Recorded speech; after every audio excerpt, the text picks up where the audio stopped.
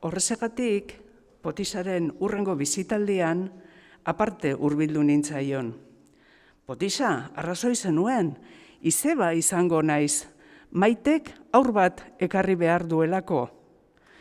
Potisa baserritik zekarren poltza lurrean utzi eta oihuka hasi zen loteria tokatu izan balitzaio bezala. Baina nik eneukan berriketan jarduteko betarik. Potisa, ezadazu, zer izango da, neska ala mutila? Potisak etorkizuna asmatu ezezik, beste alde on bat ere badu. Ez du inoiz auskalo edo horrelakorik esaten. Horregatik apreziatzen dut. Horregatik eta beste gauza askorengatik. Baina dena dela, kasu honetan beste galdera batekin erantzun zidan. Eta zuk, Ainhoa, zer nahiago duzu?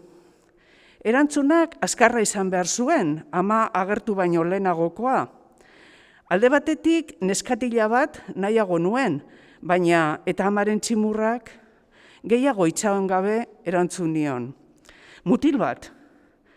Potisak etorkizunaren ispiluan begiratzeko jartzen zuen aurpegia jarri zuen. Serio, eta begiak zerurantz zuzenduta. Biderketak buruz egiten ari zela ematen zuen.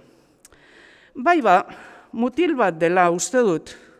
Bai, ia ziur mutil bat dela.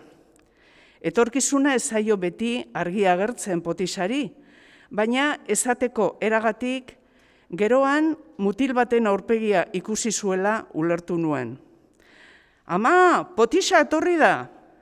Han jardu zuten biek berriketa bizian, baina Potisak ez zion amari etorkizuna azaldu. Beraz, nik bakarrik nekien, etorri behar zuena mutil bat izango zela, eta berarentzako izen baten bila hasi nintzen.